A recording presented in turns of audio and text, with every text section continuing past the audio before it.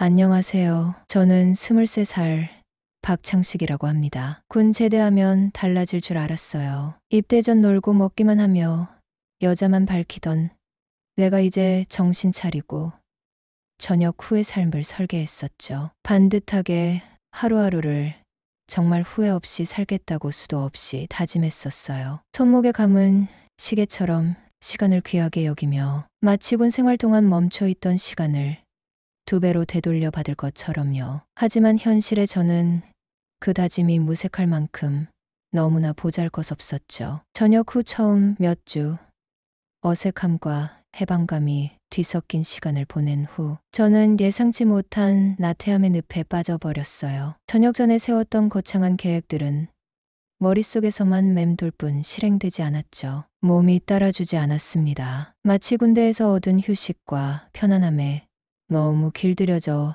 버린 것처럼 움직이는 것 자체가 귀찮더라고요. 하루의 대부분을 잠으로 보내거나 스마트폰만 들여다보거나 아니면 컴퓨터 앞에 앉아 온라인 게임에 몰두했어요. 반년이 넘도록 그렇게 의미 없는 시간을 보냈던 것 같아요.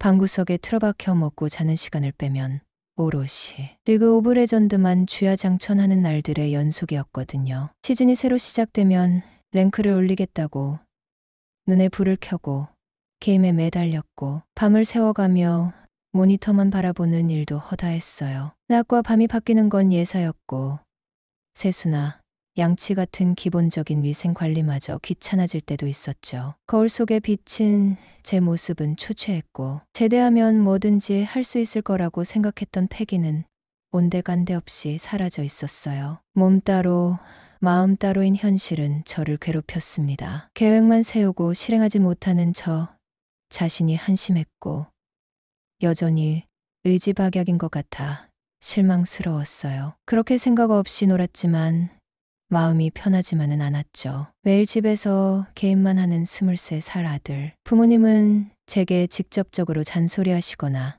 나무라지는 않으셨어요. 하지만 방문을 열고 들어오시는 어머니의 시선, 식탁에서 묵묵히 밥만 뜨는 아버지의 뒷모습에서 저는 죄책감을 느낄 수밖에 없었답니다. 저 때문에 한숨을 쉬시는 소리를 들을 때마다 심장이 철렁했고 제 존재 자체가 부담이 되는 것만 같더라고요. 밥상머리에서 부모님의 한숨 소리를 들을 때마다 저는 목구멍으로 밥이 제대로 넘어가지 않았어요. 그 와중에 예상치 못한 일이 터졌습니다. 갑자기 아버지께서 하시던 일이 잘 안 풀리면서 집안 경제 사정이 급격하게 안 좋아졌거든요. 거래처 부도 예상치 못한 계약 파기 등 악재가 겹치면서 사업이 휘청이기 시작했고 그 여파는 고스란히 집안으로 덮쳐왔어요. 원래 부유한 집안은 아니었지만 그래도 제 학비나 생활비 걱정은 크게 하지 않았는데 이제는 상황이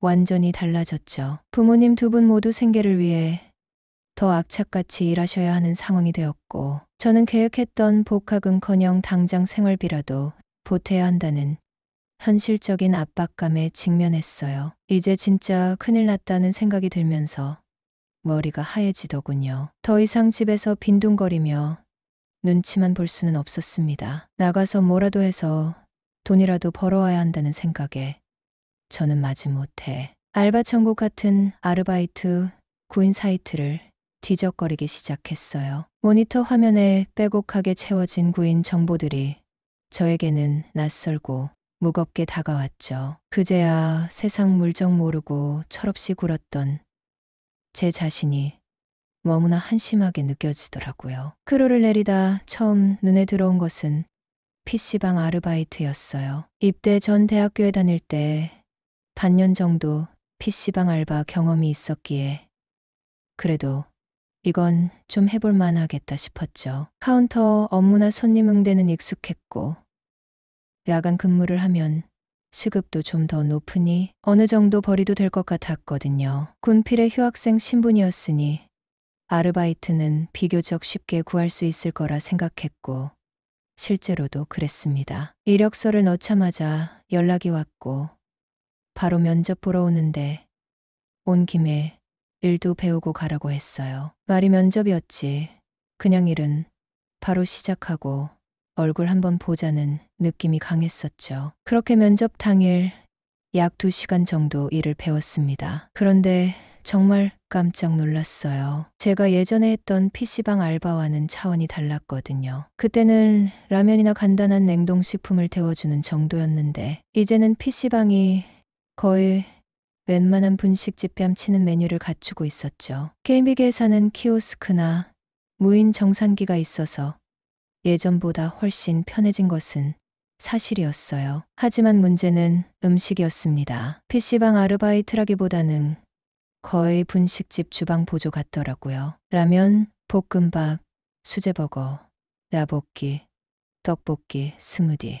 심지어는 돈가스와 덮밥류까지 손님들이 주문하는 음식이 너무 다양했고 단순히 인스턴트 식품을 데우거나 끓이는 수준이 아니라 직접 조리를 해야 하는 메뉴가 상당했었답니다. 특히 라면은 그냥 봉지라면 끓이는 게 아니었죠. 메뉴판에는 해장라면, 김치라면, 만두라면 등등 종류도 다양했고 레시피도 복잡했어요. 고추기름을 두르고 파와 마늘을 직접 썰어 넣고 갖가지 재료를 추가해서 끓여야 했죠. 볶음밥은 팬에 직접 밥과 재료를 넣고 볶았고 떡볶이와 라볶이도 즉석에서 조리해야 했어요. 밀려드는 주문에 레시피를 외우기도 벅찼고 동시에 여러 음식을 만들어야 할 때는 정신이 하나도 없더라고요. 좁은 주방에서 뜨거운 불 앞에서 땀을 뻘뻘 흘리며 허둥지둥 요리를 하다 보니 순간 군대에서 말년 병장 때의 제 모습이 머릿속에 아른거렸습니다. 침대 위에서 뒹굴거리며 뭘이나 하던 나태했던 몇 달간의 생활, 그 여유로움에 너무 익숙해져서인지 갑자기 이렇게 바쁘고 정신없이 그리고 몸까지 써야 하는 상황이 낯설고 힘들게 느껴졌습니다. 아니 솔직히 말하면 도저히 적응할 수 없을 것 같다는 생각이 강하게 들었네요. 손은 느리고 레시피는 복잡하고 주문은 계속 들어오는데 이건 제가 감당할 수 있는 일이 아니었어요. 요리 스트레스가 상상 이상이었답니다. 결국 저는 일을 배운 그날 저녁 사장님께 죄송하다며 솔직히 말씀드리고 못하겠다고 말했어요. 사장님은 조금 어이없어하는 표정이었지만 그래도 더 이상 폐 끼치기 전에 빨리 말하는 게 낫다고 판단했습니다. 터덜터덜 집으로 돌아와 침대에 누워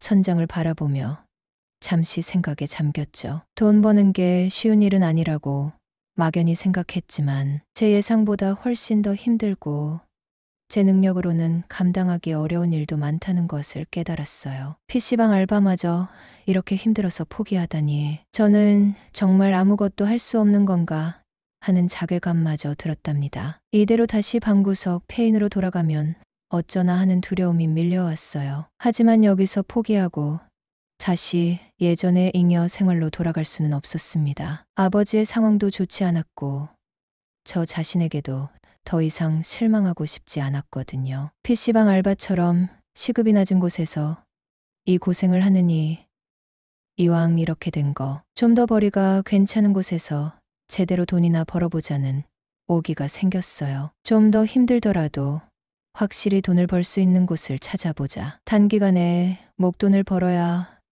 곡학이든 뭐든 다음 계획을 세울 수 있을 것 같았죠. 그렇게 저는 생산직 공장에 들어가기로 마음먹었습니다. 공장 일은 힘들긴 해도 비교적 초보자도 쉽게 구할 수 있고 잔업이나 특근을 하면 벌이가 괜찮다는 이야기를 들은 적이 있었거든요. 알바 사이트를 뒤지며 공장 정보를 찾아봤어요. 여러 공고 중 제 눈을 사로잡은 것은 초보 가능, 기숙사 제공, 야근 없음, 주을 근무, 여직원 비율 80%라는 문구였죠. 지방에 있는 작은 전자, 부품 조립 공장이었습니다. 주로 스마트폰이나 가전제품에 들어가는 작은 전자, 부품을 조립하거나 검수하고 포장하는 일을 하는 곳이었어요. 기숙사를 제공하니 숙식비를 아낄 수 있고 야근이 없으니 비교적 편하게 일할 수 있을 것 같았죠. 주 5일 근무에 야근 없음이면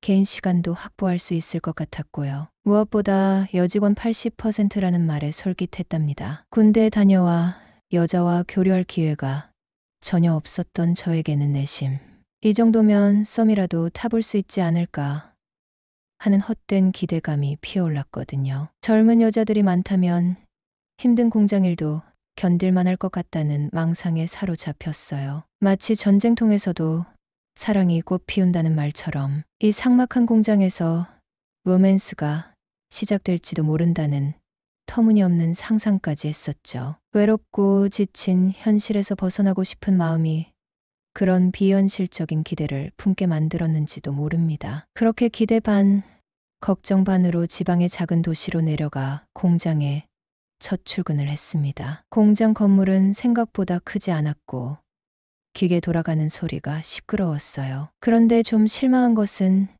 여자 직원이 많은 것은 사실이었지만 제가 상상했던 젊고 예쁜 여성은 거의 없었다는 거예요. 대부분은 제 어머니 뻘 되는 40대 이상의 아주머니들이었고 젊은 직원이라곤 저와 몇 명의 남자 동기들 뿐이었죠. 20살 초반의 상큼한 여대생 같은 분위기는 전혀 찾아볼 수 없었답니다.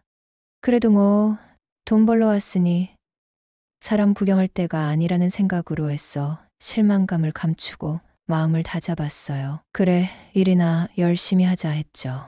첫 출근 후 저는 그야말로 잡부 신세였어요. 공정에 투입되어 숙련된 일을 하기 전 신입들은 공장 전체의 허드레시를 도맡았죠. 머리를 쓸 필요는 전혀 없는 오로지 몸만 쓰는 자빌만 죽어라 했었답니다. 아침 일찍 출근하면 가장 먼저 컨베이어 벨트와 작업대, 바닥의 기름때와 먼지를 닦는 청소 업무부터 시작했어요. 차가운 물걸레를 들고 쭈그리고 앉아 끈질긴 기름때를 닦아낼 때면 허리가 끊어질 듯 아팠죠. 공장 곳곳에 쓰레기통을 비우고 재활용품을 분리하고 마대자루에 담아 버리는 일도 제 몫이었어요. 주안에는 주로 자재 운반이나 포장 보조 일을 했습니다. 생산 라인에 필요한 플라스틱 부품이나 작은 전자 부품이 담긴 상자들을 창고에서 꺼내 지정된 장소로 옮기거나 조립이 완료된 제품을 박스에 담고 테이핑해서 팔레트 위에 쌓는 일을 반복했죠. 수십 개, 수백 개의 부품이 담긴 상자들은 보기보다 무거웠고 하루 종일 같은 동작을 반복하다 보면 손목과 어깨, 허리가 쑤셨어요. 저녁에는 다시 청소와 함께 작업 환경 정리, 다음 날 작업을 위한 자재 준비 등을 했습니다. 컨베이어 벨트 옆에서 서서 기계처럼 단순 반복 작업만 하는 다른 직원들과 달리 저는 공장 구석구석을 돌아다니며 온갖 굳은 일을 해야 했어요. 일은 힘들고 고됐습니다. 매일 저녁 파김치가 되어 기숙사로 돌아왔고 씻고 나면 바로 침대로 쓰러져 잠들기 바빴답니다. 하지만 그래도 공장 아줌마들이 오랜만에 들어온 젊은 총각이라며 사소한 것까지 신경 써주고 챙겨줘서 견딜만 했어요. 쉬는 시간에는 믹스커피를 타주거나 직접 싸온 과일이나 떡 같은 간식 같은 것도 틈틈이 챙겨줘서 강 떨어질 일은 없었죠. 창식 씨, 이거 먹고 힘내. 총각, 힘들지 물 좀 마셔. 라며 따뜻하게 말을 걸어주는 아줌마들 덕분에 딱딱하고 기계적인 공장 분위기 속에서도 인간적인 온기를 느낄 수 있었답니다. 그분들에게 저는 그저 군대 다녀온 아들뻘 되는 젊은이였고 그들의 호의는 순수해 보였어요. 공장에서의 유일한 낙이 있다면 쉬는 시간에 아줌마들과 농담을 주고받거나 그분들의 수다를 듣는 것이었죠. 그런데 유독 저를 더 잘 챙겨주는 아줌마가 한 분 계셨어요. 이름은 영숙 아줌마였습니다. 40대 후반 정도로 보이셨는데요. 다른 아줌마들보다 훨씬 저에게 관심이 많았죠. 그녀의 관심은 처음에는 그저 아들뻘 되는 젊은이에 대한 안쓰러움과 친절함인 줄 알았답니다. 쉬는 시간마다 제 주변에 서성이거나 슬쩍 말을 걸거나 했죠. 특히 제 식사에 지대한 관심을 보였어요. 제가 기숙사 식당 밥이나 편의점에서 대충 끼니를 때우려고 하면 젊은 사람이 그렇게 먹으면 쓰나 잘 먹어야 힘내서 일하지 라며 잔소리를 하고는 직접 싸온 반찬을 제 밥 위에 얹어주거나 밥을 사주려고 했답니다. 다른 아줌마들 몰래 저에게 음료수나 간식을 건네주는 일도 잦았어요. 제가 무거운 상자를 나르거나 청소를 하고 있을 때면 아이고 총각 힘들겠다. 이것 좀 도와줄까? 라며 살갑게 말을 걸어왔죠. 제 이름을 부를 때 목소리에 애정이 묻어나는 것 같기도 했네요. 영숙 아줌마는 공장에서 만난 아줌마들 대부분처럼 가정이 있는 줄 알았어요. 하지만 나중에 알고 보니 남편과 사별하고 초등학교 다니는 아들과 둘이 살고 있다고 하더군요. 남편분이 트레일러 기사로 일하다가 암으로 돌아가셨다는 이야기를 들었을 때는 안쓰러운 마음이 들었답니다. 그녀는 공장에서 5분 거리에 있는 아파트에 살고 있어서 퇴근하고 종종 함께 술자리를 갖곤 했었죠. 처음에는 그냥 아들뻘 되는 저를 안쓰럽게 여겨서 잘해주는 건가 싶었어요. 저에게 전혀 사심도 없어 보였고 마치 친동생처럼 살뜰하게 챙겨주는 순수한 분으로 보였거든요. 그때까지만 해도 영수 아줌마에게 전혀 경계심 따위는 없었답니다. 그녀의 친절함에 감사했고 힘든 공장 생활 속에서 의지가 되는 존재라고 생각했었죠. 하지만 시간이 지나면서 영숙 아줌마의 태도가 조금씩 달라지는 것을 느꼈습니다. 다른 아줌마들이 보기 드물게 저에게만 유달리 더 신경 쓰고 챙긴다는 것을 알게 되면서부터였죠. 쉬는 시간에 제 옆에 바짝 붙어 앉거나 작업 중 슬쩍 제 팔에 손을 올리거나 어깨를 툭 치는 등의 스킨십이 잦아지더군요. 처음에는 아줌마들이 원래 좀 친근하니까라고 생각했지만 그녀의 손길은 다른 아줌마들의 그것과는 미묘하게 달랐습니다. 단순히 격려나 위로의 느낌이 아니라 뭔가 다른 의도가 숨겨져 있는 듯한 끈적함이 느껴질 때가 있었어요. 퇴근 시간이 가까워지면 창식 씨, 오늘 저녁에 뭐 해? 바쁘지 않으면 아줌마랑 소주 한잔할까? 라며 자꾸 술자리를 제안하더군요. 기숙사에서 혼자 심심하잖아. 아줌마랑 같이 시간 보내자. 라며 노골적으로 치근덕댔답니다. 처음에는 솔직히 부담스럽고 어색했습니다. 아무리 남자를 밝힌다 해도 엄마 뻘 되는 여자가 저에게 관심 가져주는 것이 당황스럽고 불편하잖아요. 게다가 영숙 아줌마는 제가 공장에 오기 전 상상했던 젊고 예쁜 여성과는 거리가 멀었고요. 주름이 눈가에 자리 잡고 있었고 화장기 없는 얼굴은 나이가 고스란히 드러났어요. 내가 이런 사람한테까지 라는 생각이 들면서 자괴감마저 들 때도 있었답니다. 하지만 이상하게도 계속 다가오는 그녀가 마냥 밉지만은 않았어요. 어쩌면 오랜 군 생활과 이어진 백수 생활, 그리고 갑작스러운 집안 사정으로 인해 외롭고 지쳐있던 저에게 누군가의 따뜻한 관심과 보살핌이 필요했던 건지도 모릅니다. 저도 한창 여자가 고픈 시기였고 이 삭막하고 단조로운 공장 기숙사 생활에서 저에게 다가오는 유일한 여자는 영숙 아줌마뿐이었죠. 그녀는 제 이야기를 잘 들어주었고 공장 일의 고충에 대해 공감해 주었으며 팍팍한 현실 속에서 유일하게 저를 사람으로 대해주는 것 같더라고요. 그래서 저는 조금씩 영숙 아줌마의 호의를 받아주기 시작했답니다. 함께 저녁을 먹거나 간단히 술 한 잔을 기울이며 이런저런 이야기를 나눴어요. 어느 순간 저 자신도 모르게 영숙 아줌마를 다르게 생각하기 시작했습니다. 혹시 한번 만나보면 어떨까?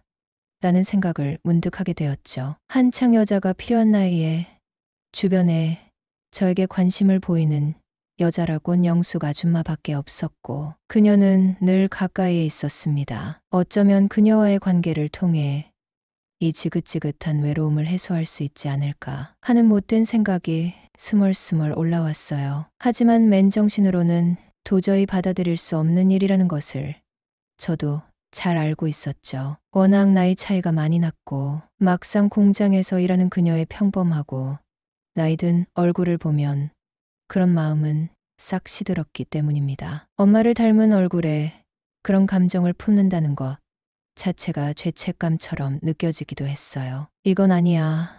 절대 안 돼. 스스로에게 수없이 되뇌었답니다. 하지만 한 번은 공장 밖에서 단둘이 데이트를 하려고 만났습니다. 공장 퇴근 후 공장 근처의 흔한 백반집에서 저녁을 함께 먹기로 했었죠. 약속 시간에 맞춰 식당 앞에 서 있는데 저 멀리서 걸어오는 그녀의 모습이 평소와 달랐습니다. 후줄근한 작업복 대신 짧은 검정색 치마에 검정 스타킹을 신고 코트 차림으로 나타난 그녀를 보고 저는 순간 당황했어요. 화장을 한 얼굴은 공장에서보다 훨씬 젊어 보였고 머리 스타일도 신경 쓴 티가 났죠. 꾸민 티가 나긴 했지만 어색하지는 않았습니다. 공장에서 보던 수수하고 나이 들어 보이는 모습과는 전혀 다른 여자로서의 매력이 느껴졌답니다. 여자는 꾸미기 나름이라더니 솔직히 말해 생각보단 나이치고 괜찮다는 생각이 처음 들었습니다. 특히 짧은 치마 아래로 드러난 검정 스타킹, 속, 다리 라인은 나이에 비해 탄탄해 보였어요. 공장에서 작업복에 감춰져 있던 몸매가 드러나자 그제야 그녀가 여자로 보이기 시작했죠. 어쩌면 괜찮을지도, 어쩌면 워낙 여자 생각이 간절했던 때라 스스로 눈높이를 낮추고 이 정도면 괜찮다고 했어 자기 위안을 하고 있었는지도 모릅니다. 이거 나름 괜찮은데 라는 생각이 머릿속을 스쳤고 그날 저녁 함께 술을 마시며 이야기를 나누는데 공장에서보다 훨씬 편안하고 솔직한 분위기 속에서 저는 그녀에게 조금씩 빠져드는 것을 느꼈어요. 그녀는 저에게서 젊음의 활기를 느끼는 것 같았고 저는 그녀에게서 외로움을 달래줄 누군가를 찾으려 했죠. 그녀의 술잔이 비워질 때마다 제가 먼저 채워주었고 그녀의 이야기에 귀 기울였습니다. 밤이 깊어갈수록 분위기는 무르익었고 묘한 긴장감이 감돌았어요. 그러던 어느 날이었습니다. 제 근무가 비번인 금요일이었죠. 밖에는 겨울비가 추적추적 내리고 있었습니다. 좁고 차가운 기숙사에 혼자 있으니 기분도 다운되고 괜히 우울했죠. 평소 같으면 롤이나 하며 시간을 보냈겠지만 그날은 게임할 마음도 들지 않았어요. 그냥 침대에 누워 스마트폰만 만지작거리며 센치해지고 있는데 영숙 아줌마에게 톡이 왔습니다. 창식 씨, 뭐하고 있어? 비 오는데 우울하겠다. 아줌마도 오늘은 집에 혼자인데. 아, 영숙 아줌마. 기숙사에서 그냥 누워 있어요. 비 와서 좀 그렇네요. 점심 안 먹었으면 같이 먹자고. 시간 되면 우리 집으로 와 맛있는 거 해놨어. 닭도리탕. 제가 닭도리탕 좋아하는 걸 알고 있었나 봅니다. 라면으로 대충 끼니를 때울까 하던 참이었고 우울한 기분도 떨쳐낼 겸 잘됐다 싶어 흔쾌히 같이 먹기로 하고 영숙 아줌마 집으로 향했죠. 그녀는 공장에서 퇴근하고 바로 온 것 같았어요. 집 안으로 들어가니 따뜻한 공기와 함께 닭도리탕 냄새가 코를 찔렀습니다. 식탁에 차려진 닭도리탕은 정말 먹음직스러웠지만 양을 보니 둘이 먹기에는 너무 많았죠. 와, 아줌마. 닭도리탕 진짜 맛있겠어요. 근데 양이 되게 많네요. 혹시 다른 아줌마들도 오세요?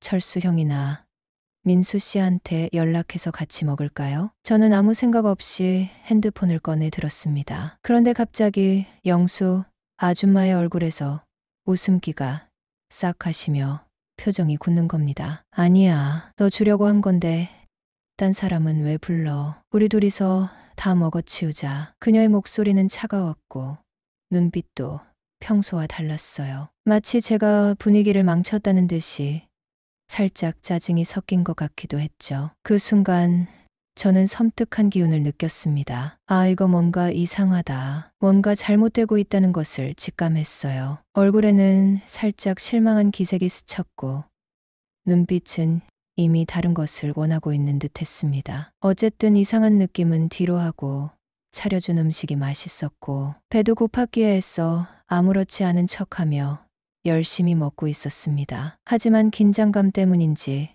닭도리탕 맛이 제대로 느껴지지 않았어요. 식사를 하는 내내 영숙 아줌마는 제 연애사에 대해 집요하게 캐물었습니다. 애인은 있느냐? 마지막 연애는 언제였냐? 왜 여자친구가 없냐? 요즘 총각들은 연애 안 한다며?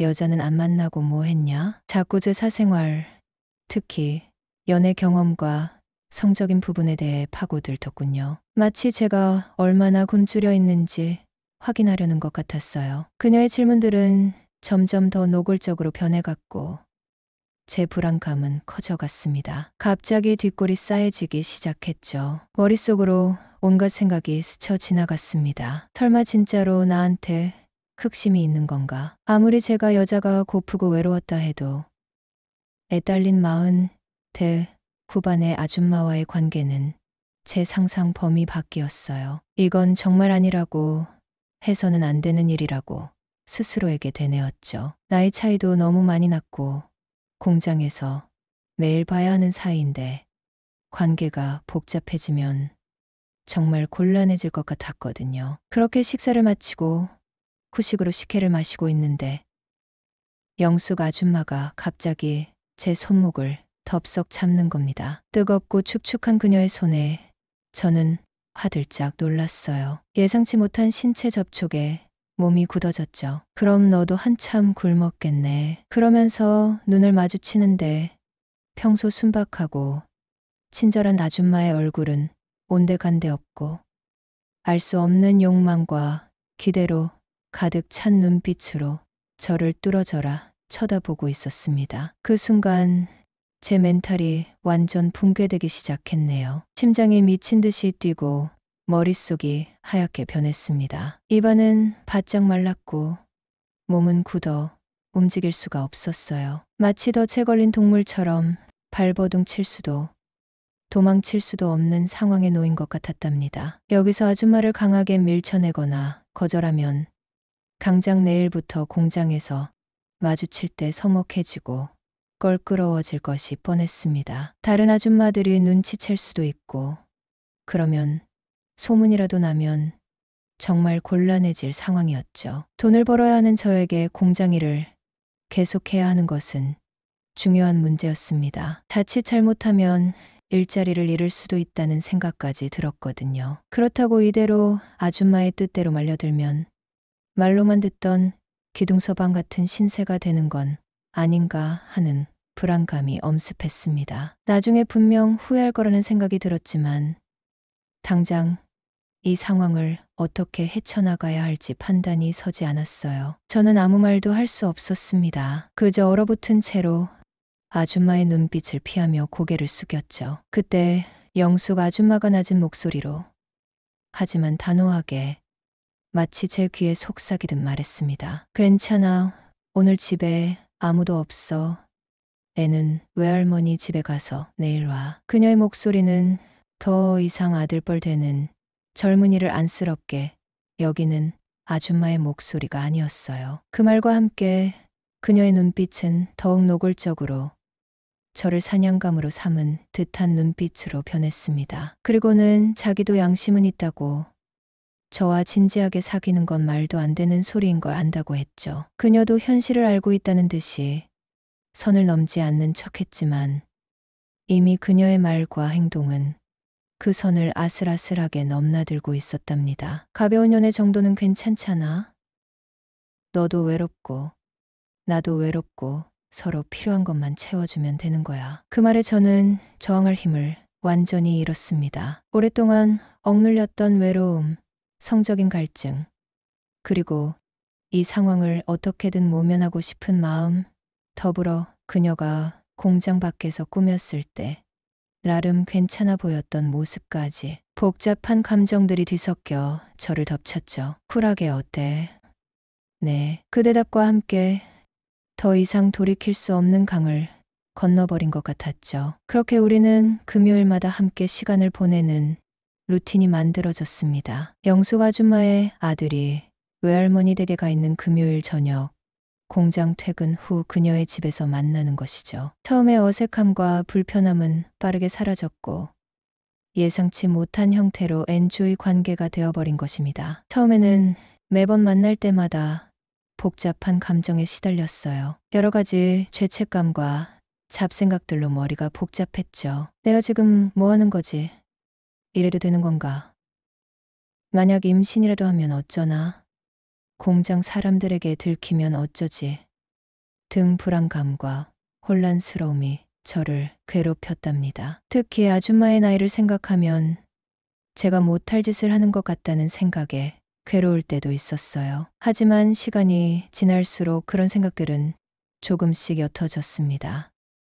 영숙 아줌마와 함께 있으면 육체적으로나 정신적으로나 만족스러웠고 의외로 합이 잘 맞았거든요.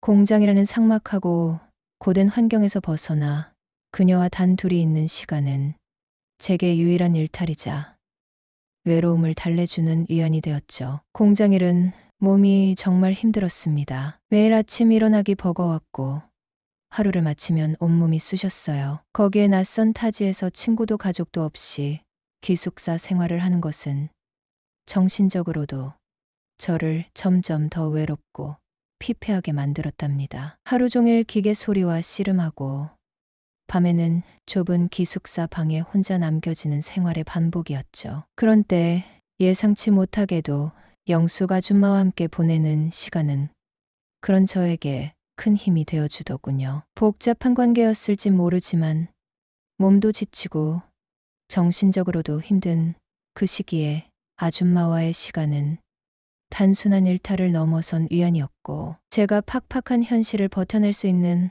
버팀목이 되어 주었어요. 어쩌면 그 모든 힘듦 속에서 제가 무너지지 않고 버틸 수 있었던 건 바로 영숙 아줌마와의 만남 때문이었는지도 모릅니다. 예상치 못한 곳에서 시작된 그녀와의 관계는 제 인생의 방향을 아주 조금씩이지만 분명하게 바꿔놓았거든요.